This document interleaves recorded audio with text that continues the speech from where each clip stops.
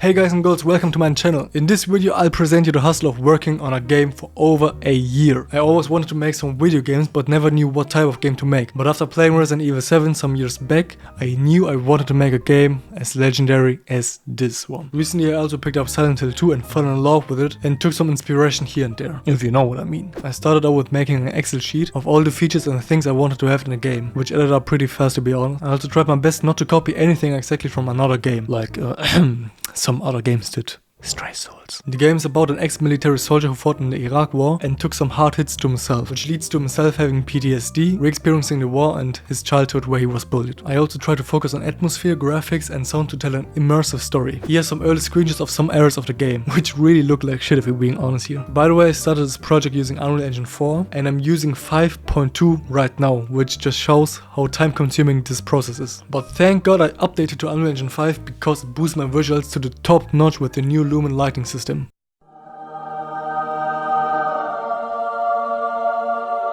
There were also multiple things that I removed from the game as they didn't work out as intended or just felt wrong at that time. Like the feature to open up doors by dragging your mouse, or even rotating objects that you can pick up. Something that I liked that I think I'll add back is this dynamic depth of field you can see here. But yeah, the old versions had some wild bugs like this door that had some serious anger issues. When I started, I also didn't know anything about game graphics and taught me everything step by step, which probably slowed down the process even more. I also chatted with someone who worked on a bigger known game that I loved since the first IP came out, and he actually taught me some lighting techniques for which I'm very thankful. So if you think this somehow, just know how thankful I am for your help. I also made every asset myself using Blender, of course, what else? Substance Painter, as you maybe can see here, and Substance Designer. That allowed me to have my own art style and everything goes together, which is not always the case for marketplace assets. I also had like a trillion bugs throughout the development, where these are one of the funniest ones.